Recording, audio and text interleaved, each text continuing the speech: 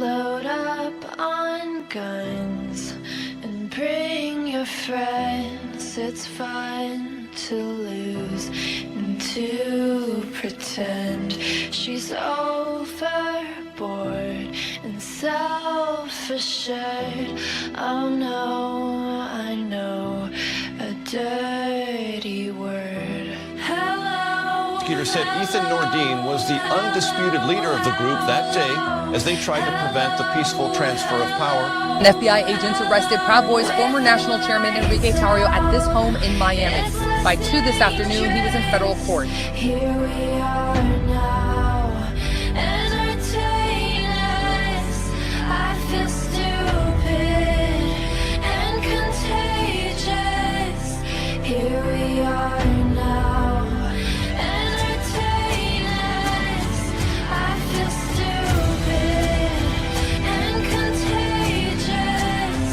Here we are now, entertain us.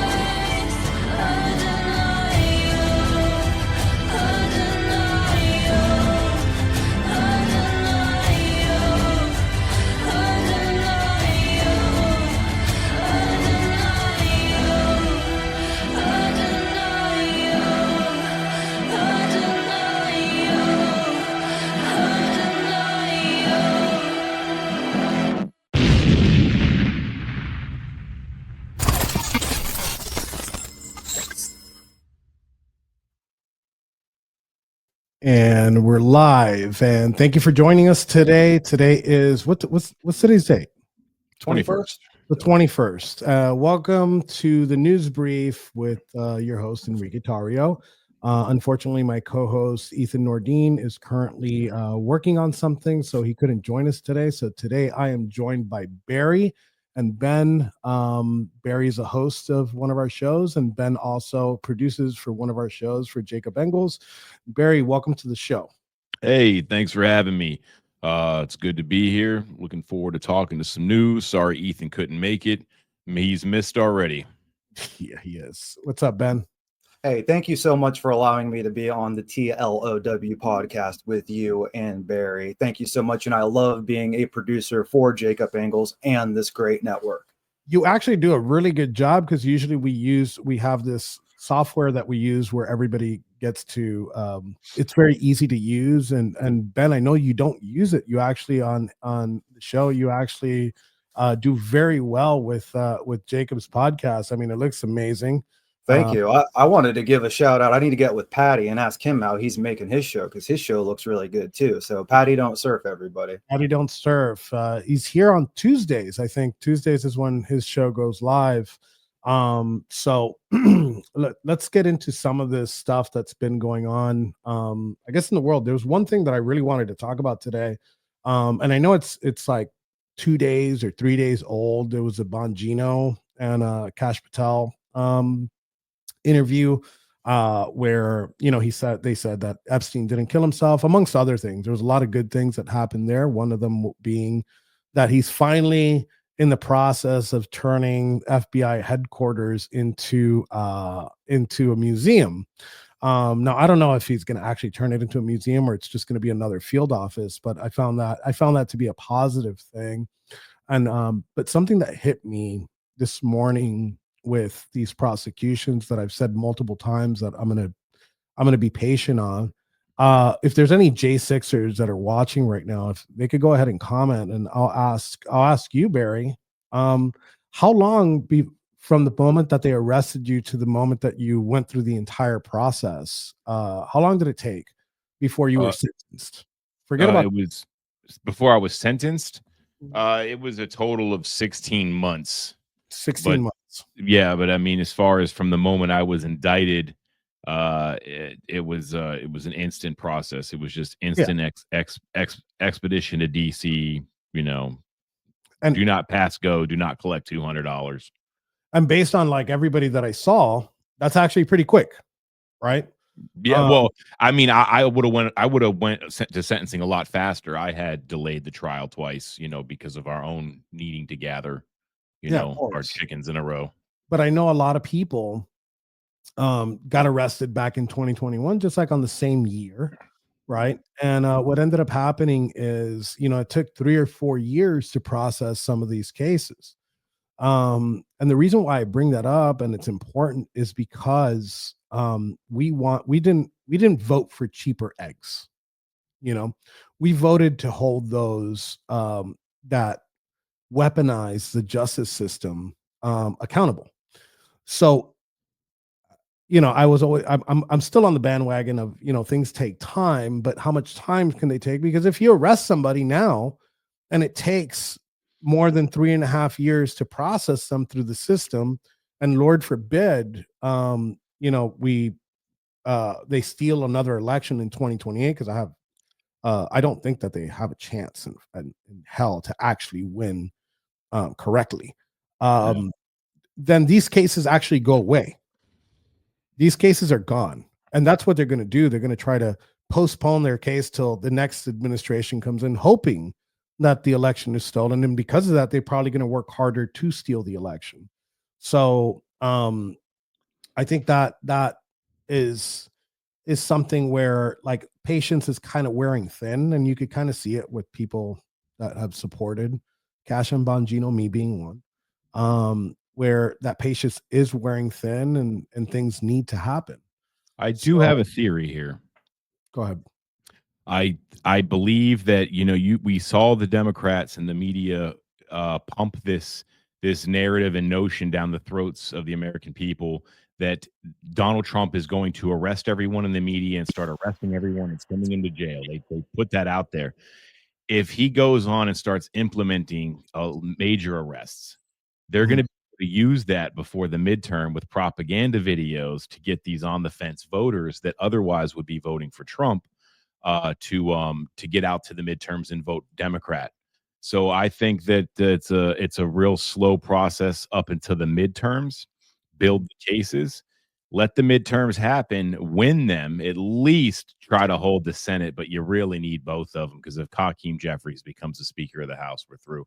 But I say wait until the midterms, man, and win them, and then it's the hammer and sickle on that ass. They Yeah. want to be commies. There you go. Put it on them.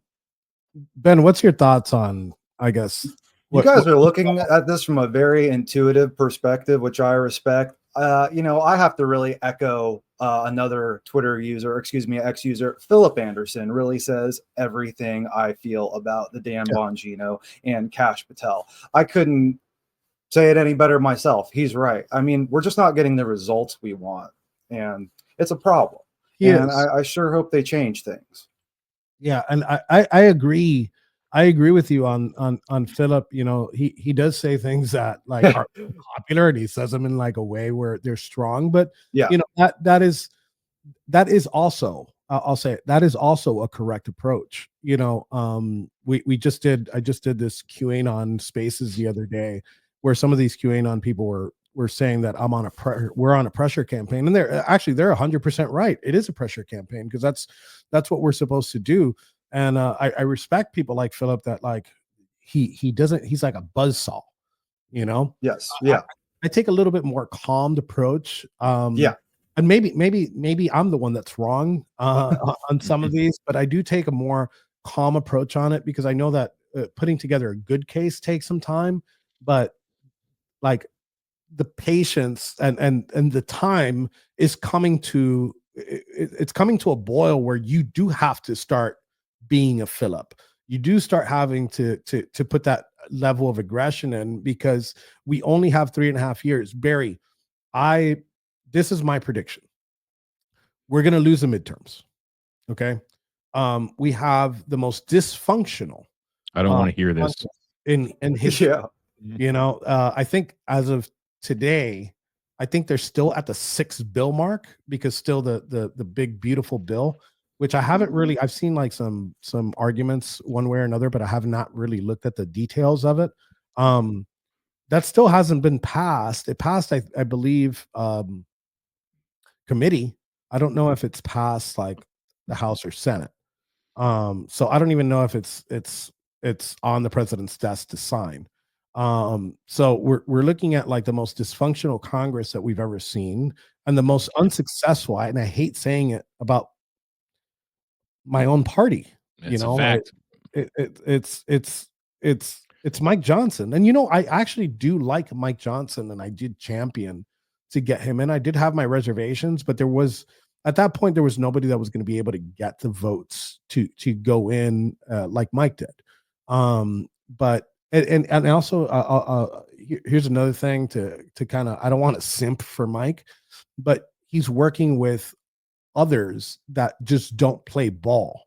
You get what I'm saying? And then the whip, God bless him. But when you have these rhinos in there, it's like you can't whip up votes that people aren't going for him with a slim majority as much as we do.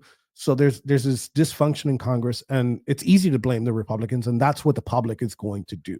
So my prediction is that we lose the House. I don't think we lose it by much. I think that they'll get.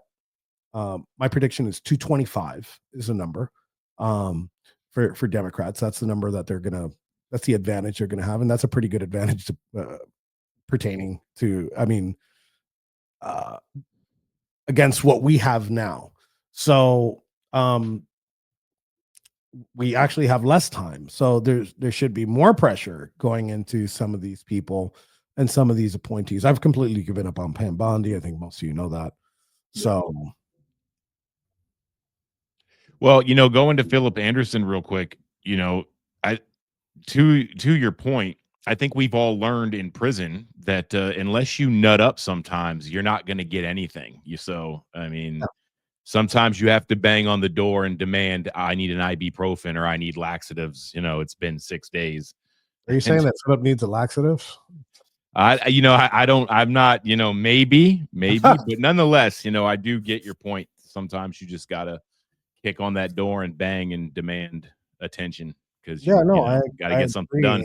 So like my question to the audience, and we have about 300 people on right now. And I'll put some of these comments on the screen as they've come up, but like those people that believe that, we should give Bongino and Cash some more time. My question to you, and again, put it in the comments and I'll put it up. Like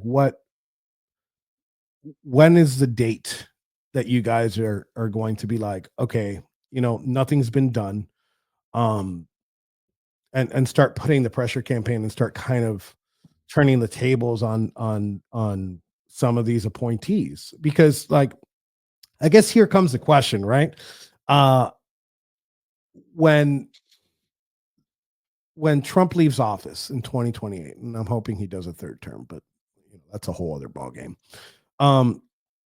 When they come back to public life, will they be championed as heroes? Right? Will they be the heroes that we expected them to be at that point? And that's still, there's still a question mark there. And in what way do you mean? Do you mean like, are they going to eventually do the right thing, or at the end of it, is it going to look like they came in and picked up the scraps of victory? What do you think?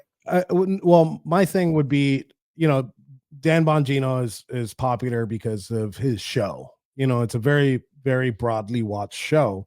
So can he come back to public life after these 4 years and do that again and be accepted by the MAGA community as like the hero of a second Trump term?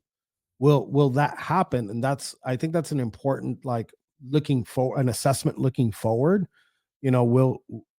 Will history and will the MAGA community hold him as a hero, or will we look back and look at them like a Bill Barr, or I'm not going to go as far as to say Mike Pence, because Mike Pence did like the ultimate treason, I believe. But are we going to look at him as a Bill Barr, or are we going to look at him like a hero, like a person that reformed the FBI, like a person that so that's important. And again, I'm not saying that one way or another, but that's a question that we should ask ourselves when we're talking about like these appointees. I think Philip, legacy's on the line for everybody. Let's just be honest. Yeah, Ben. I was just going to say all those points you made are great, and we know that Philip Anderson will not let them live it down if they do. No. I think even if they do a great job, I think Philip will still go in there and it's great that we're using Philip as like a benchmark almost, but like what will we think? Will we have the same position that Philip has today? Will we have that in come January 20th of 2029? And that's I guess that's very important to see if what history dictates that the MAGA movement and these appointees did. Already Pam Bondi, I could already fucking tell you what's going to happen there. What do you think? Wait, I'm sorry. What did you ask? Because I was putting up a. What do you think Pam Bondi's going to pull? What do you think she's going to do by the end of all this? I think this is. Here's my. I'm going to do another prediction here with Pam Bondi. I think that she'll get some of these people. She'll get like one or two just to silence the crowd, and then people will rally around her, and then it'll be unpopular to shit on her again because of one or two arrests. But we're not looking for one or two arrests. I'll tell you one right now that she could do right now without a problem. Anna Paulina Luna, back in 2020, I believe 2024, went to go hold Merrick Garland in contempt, successfully held that vote to hold Merrick Garland in contempt of Congress, something that Steve Bannon, they said, was allegedly guilty of, right? Which was not comply with a congressional subpoena, right? So right now they could just go back. Pam Bondi could go back and be like, okay, let me reanalyze this. And if he did not comply, which he didn't, then he would do, whatever at the bare minimum, what Bannon did, which was 90 days, so same thing with Peter Navarro. So that's one that could be done right now. Like we don't have to wait. And then Kenneth Jordan said, I think they're building strong cases, so they will stick. Both of them have a reputation at stake. And I think he's 100% right that they do have a reputation at stake. And I do think that they're kind of building, I'm kind of seeing that they're building strong cases. But it has to metastasize soon. It has to come in, and it has to start materializing very soon. Midterms are right around the corner. And remember, they're playing a game of chess against an unfair opponent. The left, and any arrest or any indictment that they may implement, they have the media on their side. They have the spin doctors on their side. When you had Trump wasn't just fighting the prosecutors and the Department of Justice; he was fighting the media propagandized narrative. So these cases have to be strong because the media is going to help them try to win. So that's something to consider as well. Yeah. So I mean, let's see how all of this plays out. And let's Barry, yesterday we had a very interesting conversation, which is that episode last night from the American Rising, which is episode 4, 3 is going to play right after this show, right here on the Tilo Pod and my channel and our Rumble channel. So we had a very interesting show with a gentleman by the name of Alfred Kim, and he runs, like, I'd like to say the Korean version of the Proud Boys, and they're called the White Skulls, and their fucking name is so much cooler than it's the White Skull Squad. The White Skull Squad. So it's even like fucking cooler. Yeah, it's yeah. And he did bring up a lot of electronic manipulation, and on the screen here, I'm going to pull it up a second. You brought something up that I kind of researched yesterday, and it's crazy that I haven't heard of this story. And Reuters or AP was the one that I heard it on Reuters first. Yeah. So I'll let you run with this one. Yeah, I mean, it's like you said, it's incredible that you don't hear a lot of people talking about this in mainstream media, but obviously not fucking shocking. And they discovered hidden communication devices in Chinese-made inverters for solar panels. And now they're realizing that these communication devices can communicate and send data and information back to the Chinese Communist Party, can and do.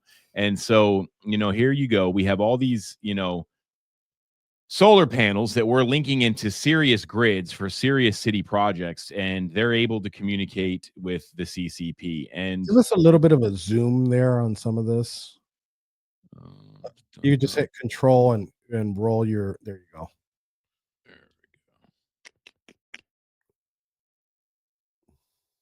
Well, that's wild. Yeah. So, and I'm gonna.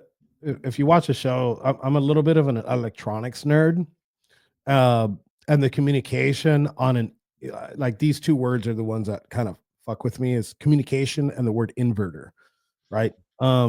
So those two things put together are a problem because if you do have this solar grid, a lot of people that know about solar know that once you have a whole bunch of these things on the grid, it's a shit ton of power, right? And Mm. being able to overload some of these inverters um with and put it together with a battery, and it kind of turns into a little bit of a bomb. Or they could shut down the whole grid at will. So this is kind of a EMPs. scary thought. We got the names of these solar companies for people. I'll have to read through the article.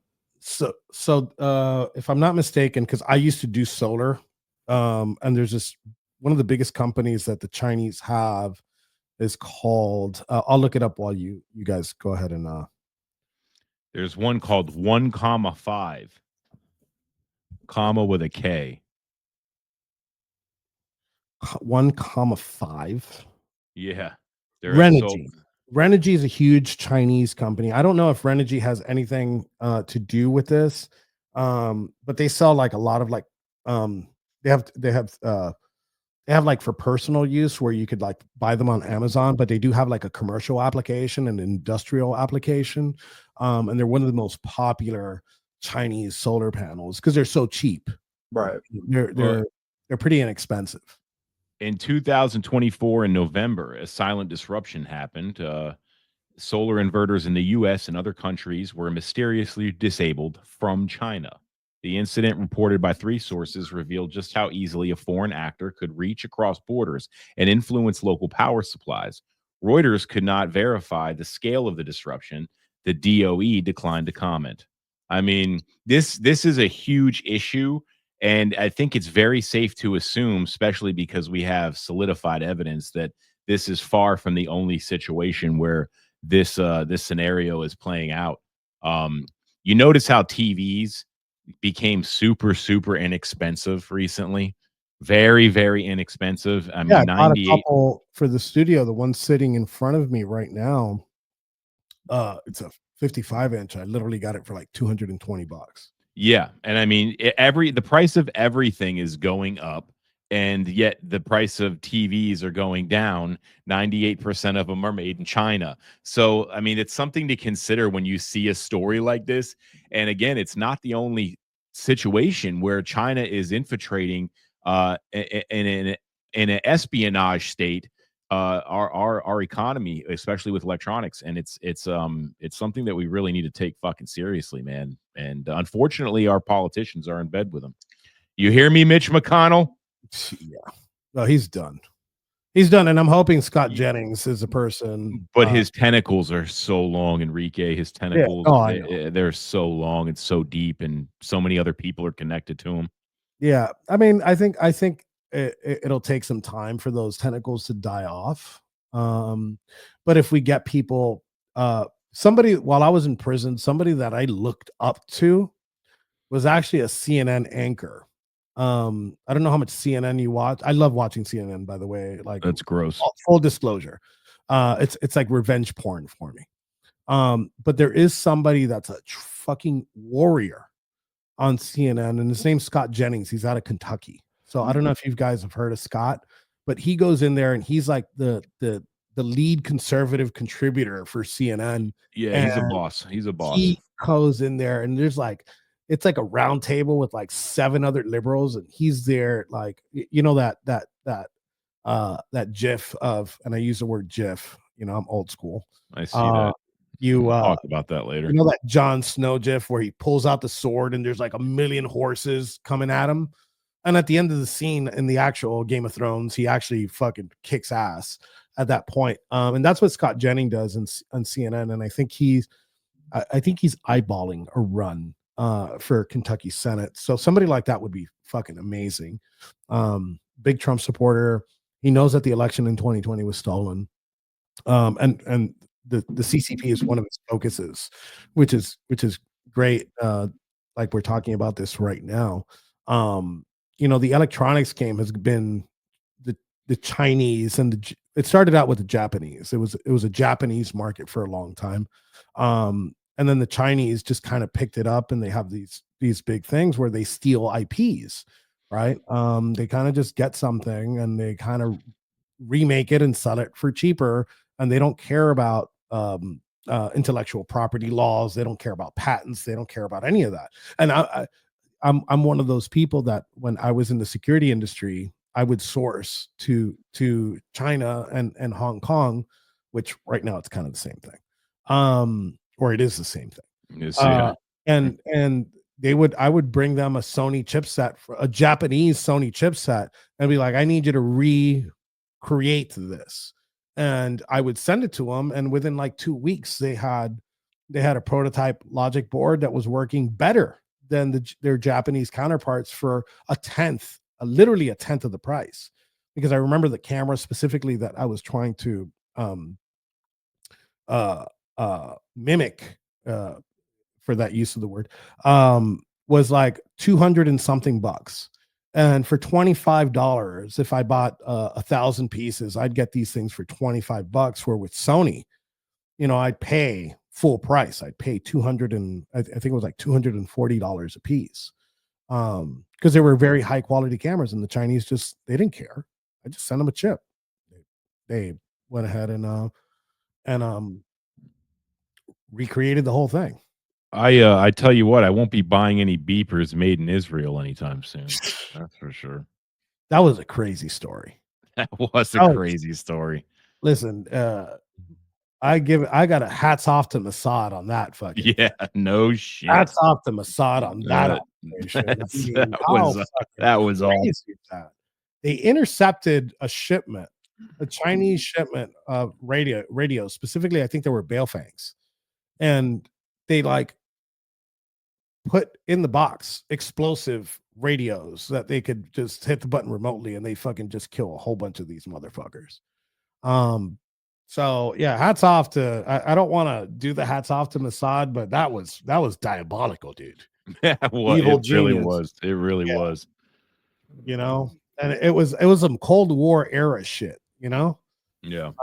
which was amazing, and something that I nerded out on yesterday. I don't know if a lot of people notice. I'm big on foreign policy. I love foreign policy. I love talking about it because it's so complicated, and nobody's ever right when they talk about foreign policy. It's kind of, you're always assuming that the best case scenario happens. It's kind of like economists when they build these models, right?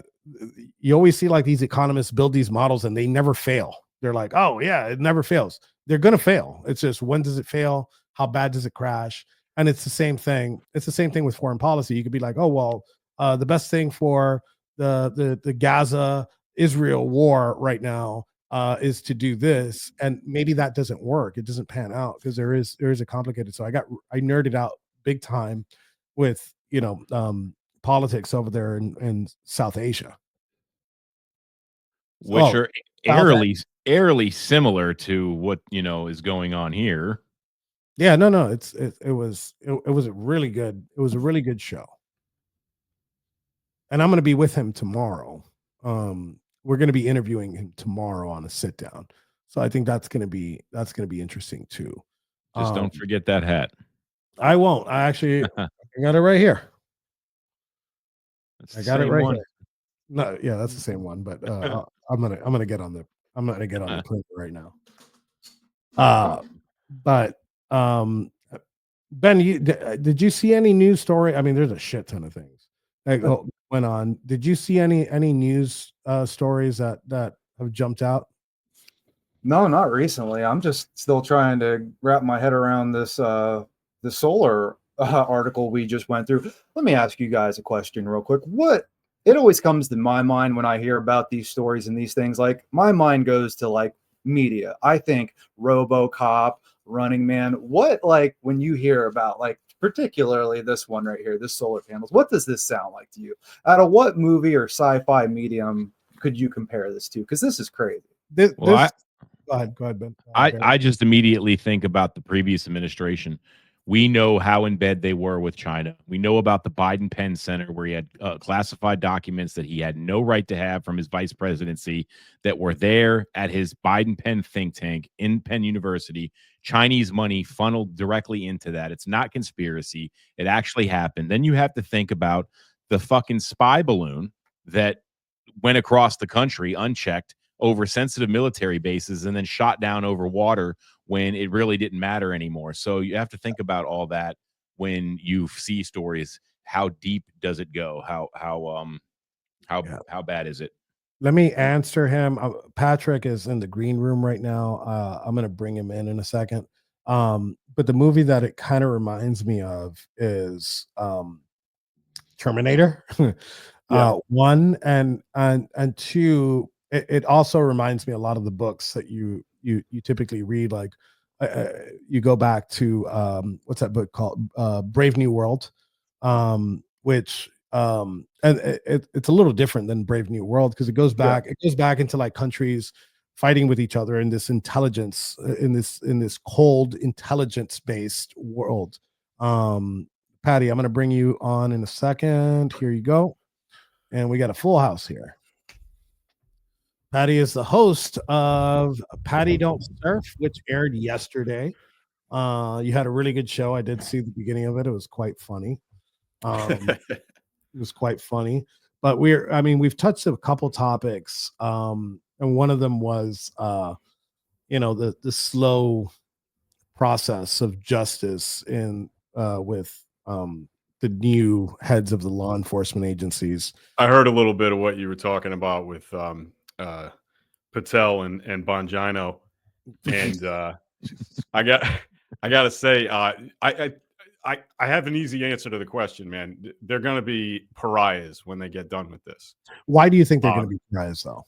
Because I can tell you, all right. So specifically with Patel, I've never seen Bongino speak in public, but I've seen. You've never watched his show? What are you, crazy? No, I've never. Show. No, I mean I've never been in a room where he's spoken. Right. Okay. Yeah. But Patel, I have several times. Right. And the last time I saw him was at the Reawaken America tour outside Nashville a couple of years ago, and the crowd was ape shit over this guy, and they were screaming for him to be attorney general. At the time, I thought that was funny, but it really wasn't that funny because he's not that far from it right now, right? Yeah. But he was promising big shit, man. Like, I mean, I don't see how you can make those kinds of promises and then have the job, not do it, and have MAGA forgive you for it. I just don't see it. The enthusiasm was like palpable. You could really, really tell how fired up people were. And if he doesn't do any of that stuff, I don't see how he gets forgiven for it. Same thing with Dan. I think they're both, if they don't do something quickly, and I mean quickly, then people are going to run out of patience. And then when they get done, good luck getting your audience back, Dan, because I don't think it's going to happen. No, not in the way that it was. No, maybe I haven't kept up with your views on some of these things. Are you because obviously you're not a big Trump fan.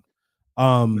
Are you suggesting that they should do something about the weaponization of? Well, look, man, I generally have a problem with law enforcement my whole life. Like I don't trust police. I don't like anybody with a badge. I'm a fuck the police guy. Seriously, I've never met a cop who wasn't a shithead. So I'm not into defending the FBI. You know, that doesn't mean I think every single action is always wrong, but you're going to have to convince me that that these guys are decent, not the other way around. You know, so I'd like to see some people get prosecuted. It kind of shows you how much the culture has changed, and I've been doing this for a long time, and like, you know, the Republican Party from like 2012 is not the Republican Party of 2024. No, definitely not. The Tea Party Republicans are gone. Like the neocons are gone. There was no way a police officer can do any wrong, you know, in 2012, and then even moving forward into like the first term of the Trump presidency, you Yeah. know, there was you could see like some of these police shootings, right? And I do agree, some of them just look like that like they were over, not only overdid it. I think some of them did commit acts of murder, right? I could argue there's some arguments to be made on a lot of the popular ones, but now you see a party that just doesn't trust its institutions, right? And then now you kind of, what I don't see is the left for a very long time was had that fuck 12, fuck the police, and now they kind of just shifted. I over- didn't forget it. I Yeah. didn't forget it. I Yeah, mean, no, so some no. hardcore, like actual people with actual liberal views have never trusted the institutions, right? And that was a thing. That was a thing for a very long time. Yeah. And I unfortunately I didn't switch over to that side until about 2011, 2012. And it was a gradient, it was like gradual. Where I don't trust the institutions, and I don't think the American people trust the institutions, except like fucking, and I don't want to use diehard liberals. I'm talking about like diehard establishment liberals now. You see them super trusting of these institutions. Oh yeah, anytime they're talking about, you know, your punishment or anything, it's like throw the book at them. It's crazy. Yeah, that's been one of the most disturbing things I've experienced since January 6th, is hearing people who I know are otherwise intelligent, usually reasonable people, just don't want to hear it. They're just like, no, fuck them all, put them all in jail forever. I'm like, seriously, you're the same people that I was talking about, you know, prison reform with like 3 years ago, and now I don't recognize you. And it's really bizarre. The Proud Boys went through a similar thing where there was like this massive switch.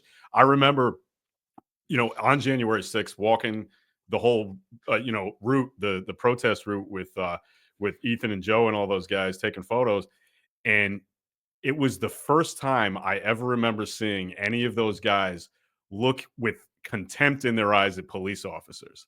Like, I was like, holy shit, this is like opposite day. Like, you remember that show, You Can't Do That on Television, when you're a kid, with the slime and the whatnot? They Yeah. always had the opposite sketches where everybody would do the opposite. I was like, I feel like I'm in an opposite sketch right now. This is like really strange, because prior to that, like, you guys were all pretty decent with police officers. When I remember being in Portland, you know, for the march across that bridge, and everything was coordinated. There was no static between the Proud Boys and the cops. You And should have won a this was like, Pulitzer. You should have won a Pulitzer Prize for that picture you took for us. But yeah, I'm not sure that'll ever happen, but I appreciate it. But no, it was just it was a weird thing. So I think like sides have switched, and for all the wrong reasons, I think, on the left. And you know, I can't defend it. I don't exactly know. It's not my position, you know. I'm trying to put it on the Wayback Machine just so people see my position on criminal justice reform. I did run for Congress in Florida's 27th district, and like my number one, even on my website, my number one issue was prison reform and criminal justice reform. You know, this isn't like new to me. This isn't. I don't think that, I didn't think that we had to fix the system because I went through the system. I've actually championed for the system. I knocked on doors in 2018 for what we called Amendment 4 here in Florida with liberals. I got a lot of shit from the Republicans for getting nonviolent felons the right to vote again. It's just Imagine that. I don't see it as a left-wing view. I actually see it as a libertarian, you know, position to like, if you did a crime and you did the time, and after you're done with that, I wanted to go further. And I think that it doesn't matter what felony you have, you should get your gun rights and your voting rights back. You know, nobody should like what stops you from voting after you committed a crime? Like why would you take that right away? Am I less of a citizen because of it? No, well, what it does is it ostracizes people, it marginalizes people, and it guarantees that you're not going to be a participating productive member of society for the rest of your life. It's like we make it impossible for people to get jobs after they commit felonies. You either get out of jail or you didn't. Like, if you're out, man. Like, I mean, I just don't. We keep punishing people for the rest of their lives and tell them, hey, don't even pay attention to politics because you don't have a voice. You think those people are going to be productive members of society? No, they're going to end up being assholes. You Yeah. know, and it's just, and the recidivism rate will go up because they don't participate, they can't get jobs. So yeah, I don't think I ever heard a liberal say anything negative about that particular bill in Florida. There may be some, but I No, don't they think it actually should be a supported it. partisan issue. It shouldn't. Republicans were the ones that fought me on it. Yeah. You know, Right. Yeah. and I was Yeah. a big part of the party at that very moment. So when like I took off a whole bunch of days to go door knocking to push and push these flyers, and I worked when I worked the poll, I even got shit because I had like the Republican voting card where I'm passing it out, and I have on my other hand I have like the Amendment 4 thing, which is like it did have the DNC party logo on it, which is crazy. I'm passing it out, and I was getting so much shit all over the place for it because it's not. I don't think it's a partisan view. I just think that. So I find it funny to go ahead. I just wanted to add real quick to what Patty was saying, because it is the whole in prison system, as we know now, is it's just a complete trap. I mean, the halfway house process, it isn't, their whole structure is designed to get you to trip up and to send you back to prison. They're constantly looking for a reason to send you back to prison versus getting you reacquainted with society. And I really think that we need to take the government out of the probation and parole process and give it to private companies who actually are geared towards letting you get back into society that don't work directly with the state or the federal government to violate you, that get you a job, get you reacquainted with society, versus these probation programs that are strictly designed to put you back in prison or jail. We need to get that whole process needs to be taken away from the government. I think that's a really interesting idea. And the more I think about it, my hesitation with something like that would be if you end up with those companies who get in bed with the private prison industry, you could end up getting a result you don't like. You say you hit the nail on the head, because the private prison industry is a fucking joke, especially here in Florida. Yeah, there would have to be some sort of safeguards so that like none of these companies can be affiliated with private prisons. If you had a probate company, they would have to be completely, separate from. And that's kind of hard to do because there's almost always a way around that financially to sneak money to people. But I understand the sentiment. I don't think it's a terrible idea. I just think that with the lawmakers we have, they could write laws that are so fucking porous and so fucked up and vague that we could end up with a worse situation. Yeah. That's so here I pulled up just this on the Wayback Machine, and as you can see, like civil rights and justice reform were at the top of my issues page. This is actually my campaign page, and you can see right here it says Tario 2020 issues, where like justice reform is important, and I believe like civil rights and in your First Amendment issues were like at the top of the list, and these were things that I found to be important at the time in 2020 when nobody was talking about criminal justice reform. And you saw Trump actually do something about criminal justice reform with the First Step Act back in 2018. So he was also a big proponent for that. Hey, when I see that photo of the bridge in Portland, it reminds me of a thing. I don't know if I ever told you this story, but it's pretty wild. After we did all that, and I took all those photos.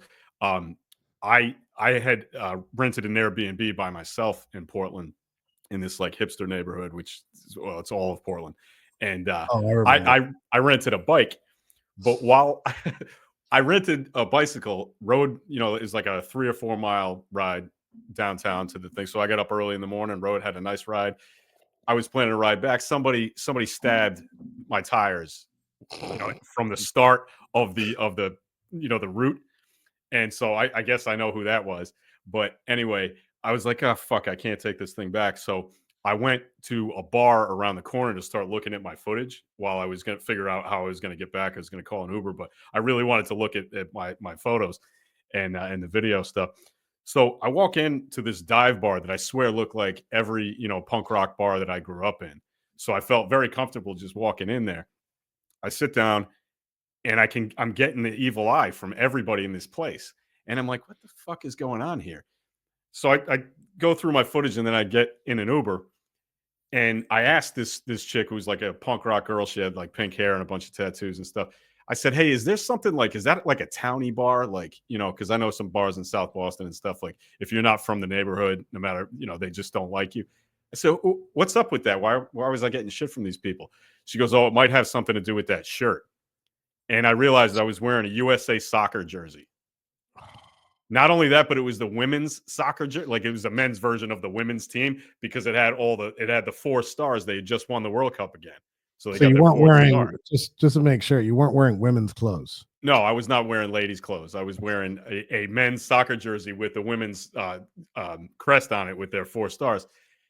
That is that pissed these people off. It was just like the red, white, and blue USA stuff.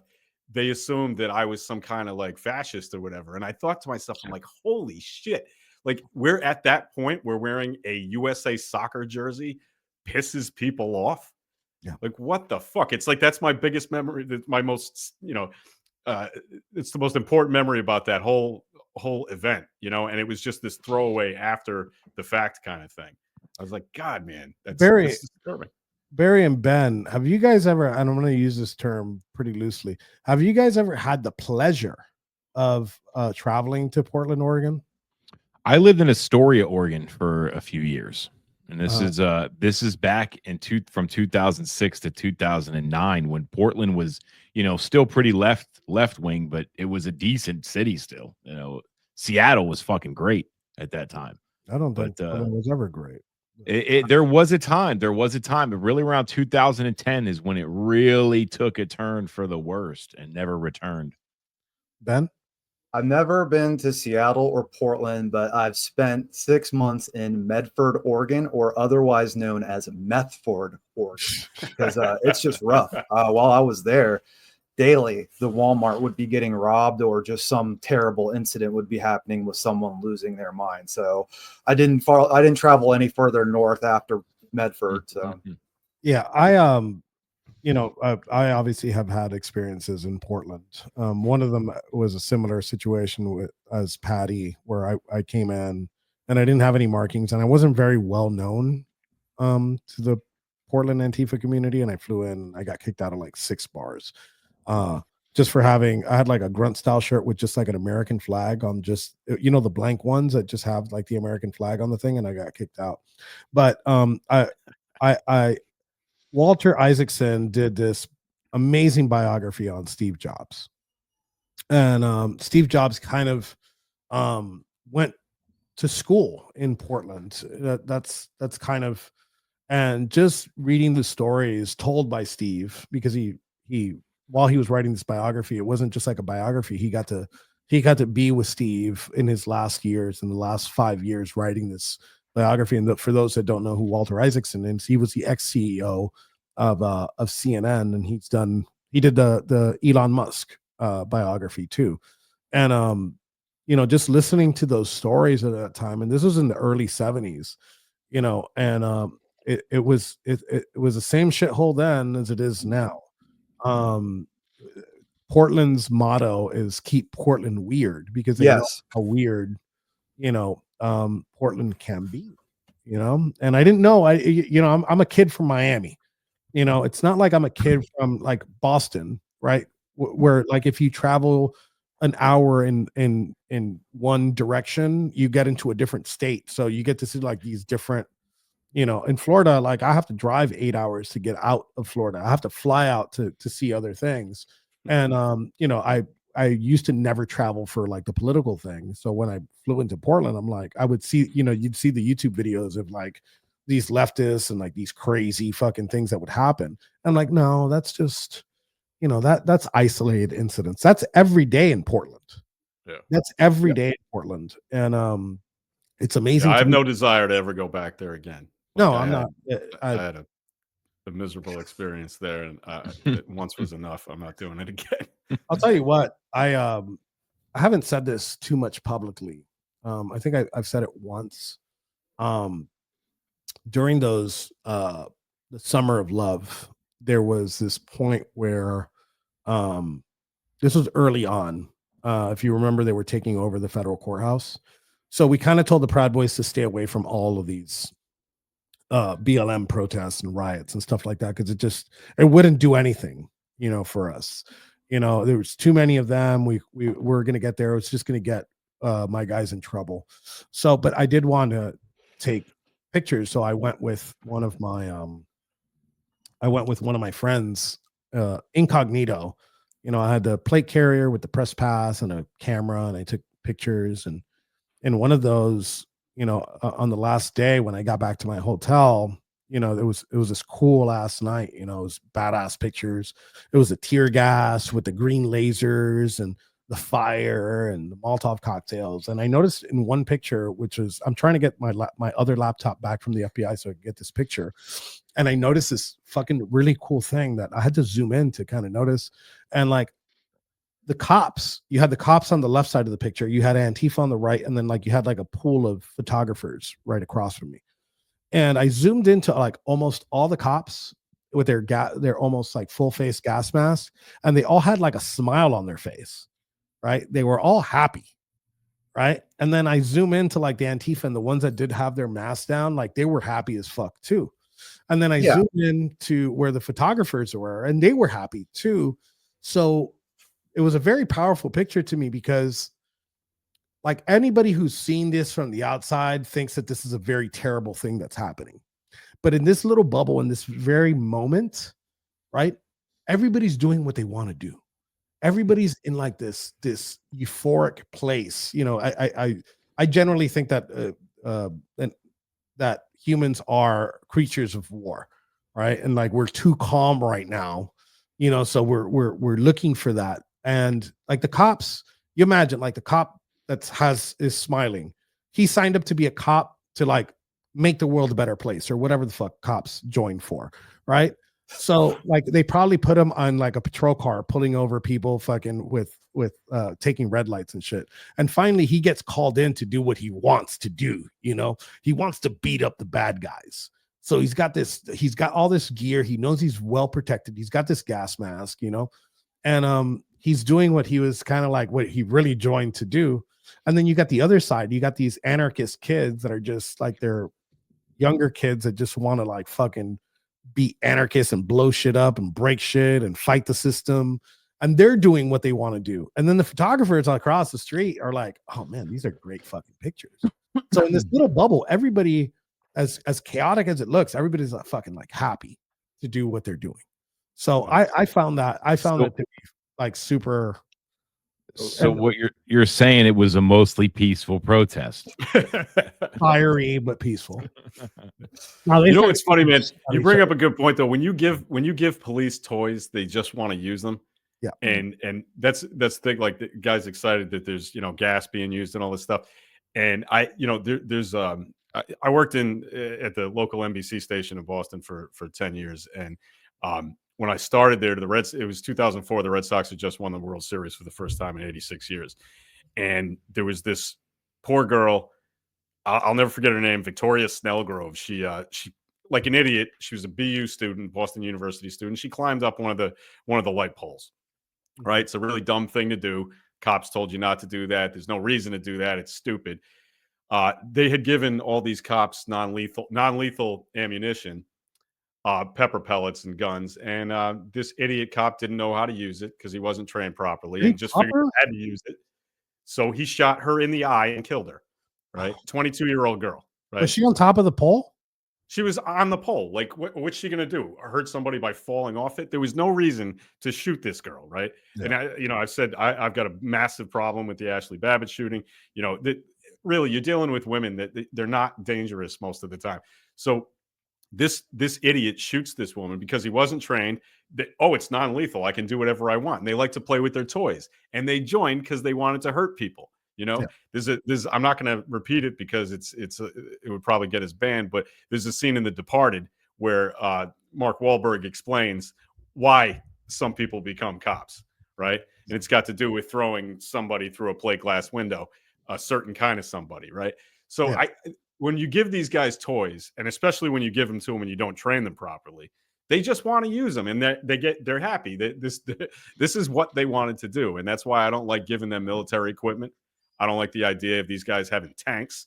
And none of that happened before 9/11. You know, I mean, Patriot Act. we didn't give these guys.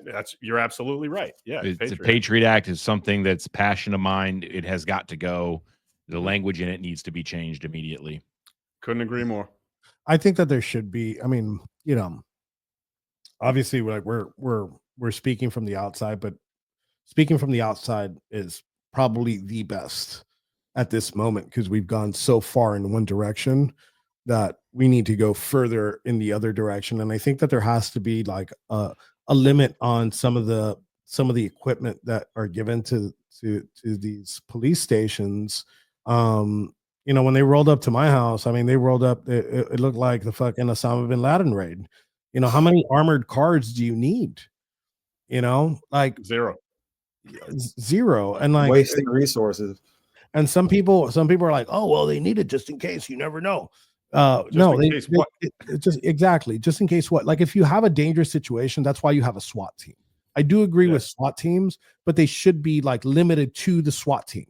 You get me? And you should only call the SWAT team under certain circumstances because there are the crazies out there that'll fucking come out with the AKs rolling fucking. Well, how about them showing up with an amphibious vehicle at Roger Stone's house?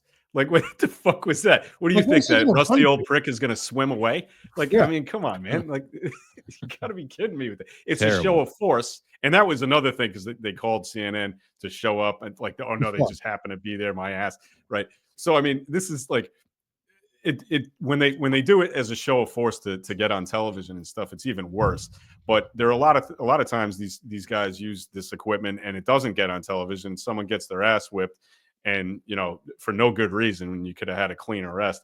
I'm always going to take the side of the person being abused by the cops rather than the cops, unless there is some serious shit going on. Like, I mean, you know, but ugh. I got to agree with Patty here big time. And it's unfortunate because I still hold the institution of police. Like, I still think that it could work. I think that we could make this work. We could, you know, do whatever, get rid of corruption. And I think that it could work one day. But unfortunately, I got to side with Patty on this one. Yeah. Like, I'm not a complete anarchist. And I'm like, no police. I think obviously in a functioning republic, I'm not either. You need it. Yeah. You do need it, but it needs to be very, very limited. Right. Yeah. And the people should trust in the institution, but that doesn't mean that the institution is like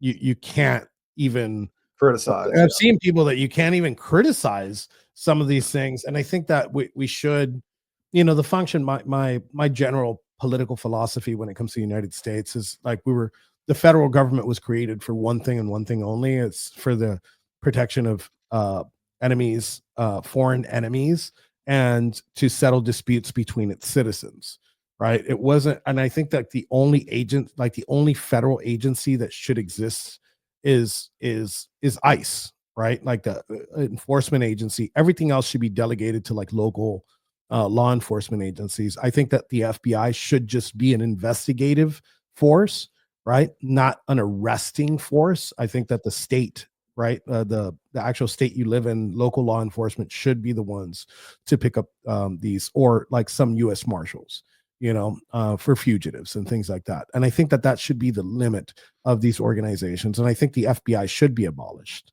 I wouldn't have a problem with that. I think the bottom line for me, as far as law enforcement goes, is that I think that being a police, whether it's federal or local, is a really hard job that's way too fucking easy to get. Yeah. Right. It's not easy to do. I understand that. And we need it. But we allow people to get these jobs because we pay shit. Local cops make nothing. And I look at it the same way I look at like as teachers. If we paid them more, we would get better people and we wouldn't have half the problems we have. Right. So let's make an investment. Let's pay these people more, but also require more to get the job. Right. Any asshole can get a job as a cop. You can get fired 3 times from 3 different, you know, agencies and end up working somewhere else. That shouldn't be the case. If they got paid a little bit more, you'd attract better people. And if you made it harder to get through the police academy or to get through, you know, whatever training you have to do, you get better people and we wouldn't have as many problems. But instead we get morons, you know, and that's the problem.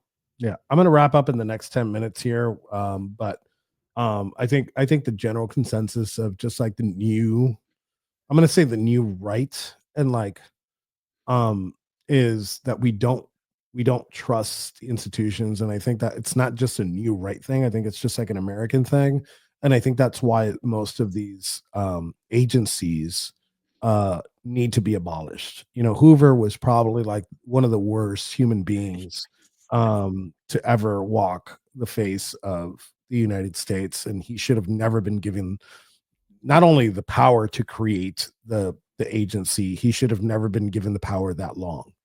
Yeah, and think of famous Hoovers; they all suck. Mhm. You end up you got President Hoover was a dirtbag, and then you get J. Edgar. I don't know. We don't need Herbert. We don't need J. Edgar. We I don't mean, need the any vacuum Hoovers. cleaner. The I mean, vacuum the cleaner. vacuum cleaner alone, it literally Yeah, but they sucks. suck as well. You know what Yeah, I mean? they're. So I it's- mean, it's- nobody. it's- Everyone's got the shark now. So I mean, yeah, or I get the Roomba, but it scares the shit out of my dog. So I'm I'm a Get rid of rainbow guy. we I got we it. know. But none of oh fuck off. I didn't think of that before I said it either. walked right into that. you Yeah, know. But let's we be know. honest. Let's be honest. We're working class American citizens. We actually never use our actual vacuum cleaners. No, I As do. an American male, we don't use vacuum I cleaners. have a fucking hybrid model. I have my vacuum cleaner. It is a convertible dishwasher and sandwich maker. So Got it. Yeah, That's- I know where you're going with that. That's good. if she's watching this, Yeah. I'm gonna get my Well, ass whooped when I Well, walk hold out on. of this room. Let me join you on Well, it's the that. thing that I can always. I know that my wife will never watch any of this, so I can get away. I won't make comments like that, but if I wanted to, I would get away with it. No, mine is probably watching right now because she just texted me, but I'm gonna go through a story here. So like a couple years ago, Christmas is coming, and I thought a good gift would be like a Roomba. Yeah. I thought it was a thoughtful gift. I'm like, hey, I see you Right. all the time with the vacuum, and I get her a Roomba, and she's like, what the fuck is this? And I'm like, oh, so you clean? She's like, for Christmas, you don't buy me cleaning shit. So, like the next Christmas, I kind of had like a brain fart and I forgot. I'm like, oh, I know what she wants. She wants a KitchenAid, like the cake maker thing. So I get her that, and she's like, what the like? So she's probably watching right now. And then here goes. Her birthday was just last month, and she same thing. I gave her something for the kitchen, and she's like, dude, where I ended up having to get a cruise. I ended up having to buy the cruise to kind of make up for the kitchen appliances and vacuums. You remember there was an episode of The Sopranos where it's around Christmas time, and Tony's telling a joke, and he says, "There's a rich man and a poor man. They're at a bar. They start talking, and it's right around Christmas. So the rich guy, the poor guy, asked the rich guy what he got for his wife for Christmas, and he says he got her like a diamond necklace and whatnot. And then the rich guy asked the poor guy, "What'd you get your wife?" And he said, "I got her a pair of slippers and a dildo." He said, "Why'd you get her a pair of slippers and a dildo?" He said, "Well, if she doesn't like the slippers, she can go fuck herself." It's one of those like throwaway lines that for some reason stuck in my head. I don't know. Yeah. All right. So Barry, last words. China. It's something that people need to take seriously. This is a fucking problem that we have communication responders and devices in our solar panels. It's the problem lies with the legislators that were voted into office that allowed something like this to happen. Show up to the fucking primaries, ladies and gentlemen. I don't care how you vote, just vote. Get out there and vote, and just don't vote Democrat. And some of these slimeball Republicans, man, they got to go. The primaries, ladies and gentlemen. I respectfully disagree with you, Enrique. I think we have a chance. If we see what we saw on November 5th, we can keep the House and the Senate. But it's a slim fucking chance because conservatives, well, I'm sorry. I love you, but you're fucking lazy and stupid sometimes. And primaries are a good example of wins. So, thanks for having me on. And follow at The American Rise. I just started the page. New show on Enrique's network here. Having a lot of fun with you guys. Our network, yeah. Well, yeah, because if you do get sued, then we have to take ownership immediately. We had That's that exactly why I put that in.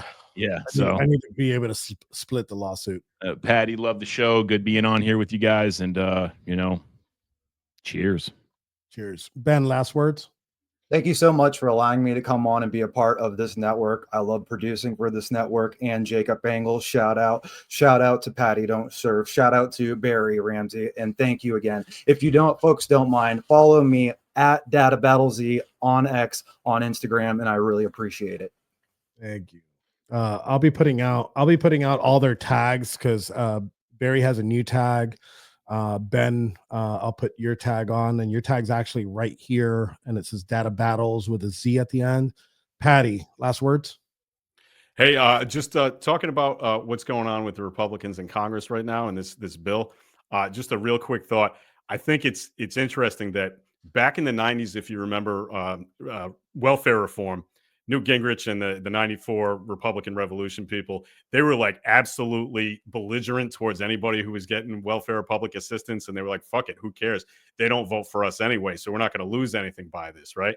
But now Trump has changed the paradigm among people on the right. He got working class voters. He got working poor voters, right? These people will be affected by Medicaid cuts. The Republicans in Congress, some of them get it, but a lot of them don't. And they're out there talking about Medicaid cuts. I think it's going to really, really sink them in the midterms because their constituency is different than it used to be because Trump actually grabbed more people from the lower, middle class and working class. And I think this is going to be a fucking bloodbath in the midterms. So just in my closing, and Patty also has a show you could follow him at, and that's correct. Patty Don't Surf on X. He's a host. He comes up on Tuesdays at 7. Very interesting show.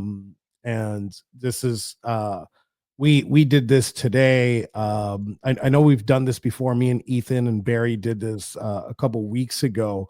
So now what we started doing is we're going to start having this little news brief more often on a weekly basis, and it's going to be different hosts from all of our shows, and we're just going to come back, kick it, talk about things that are happening in the world, whether it's politics, whether it's just like news, whether it's like TMZ kind of shit. And I think that you'll start seeing this like 2-3 times a week. Around the same time, around 11ish. So do me a favor and follow me at Noble One and follow at Tilo Pod on Twitter, and then mash those notification what is it called, Ben? Notification. Yeah. It's you go in and follow then notifications or post notifications or whatever. Right. I'm still boomer coming out of prison, but for the most part, and another thing, account notifications. Yeah. So turn on the account notifications for both the Tilo Pod and Noble One. There's a big actually I have a pretty big announcement, not a big announcement, I guess. The Lords of War podcast X channel will be changing its name to the Warboy Studios, and it will have a new handle here in the next week or two. So just make sure that you guys know that it is going to be changing its name. We're going to go with that branding across the board. I haven't been able to have a show in the past 2 weeks. I've either been on vacation or been sick. And then this week we are actually canceling the show because Ethan is getting some stuff together, and there's big changes that he's going to be in big projects that he's going to be announcing soon. So thank you guys for coming on. I thank the hosts of all these shows. They all have great shows. Actually, 3 of the best shows that we have are right here. The best show is mine. Obviously, I have the best show ever. You don't have the best sign though. I helped you make that sign. You did. Good sign. You did. Yeah.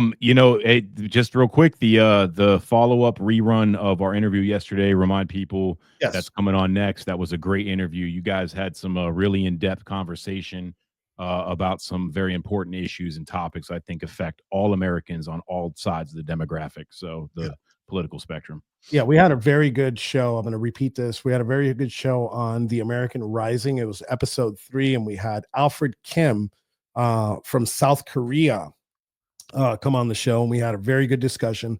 After I hit end stream here, I'm going to go in, and within like the next 5 or 10 minutes, you'll see that show go live again on all of our channels, including my personal channel right here. I have the camera on a mirror, so it's fucking me up which way I point on my channel here and on the Tilo pod. So catch that. And thank you guys. I'm going to get you guys off screen and I'm going to play the outro a sec. Actually, I'll keep you guys on the screen and set the outro. But I appreciate you guys for tuning in. Thank you so much, and catch our shows. Thank you. Yeah.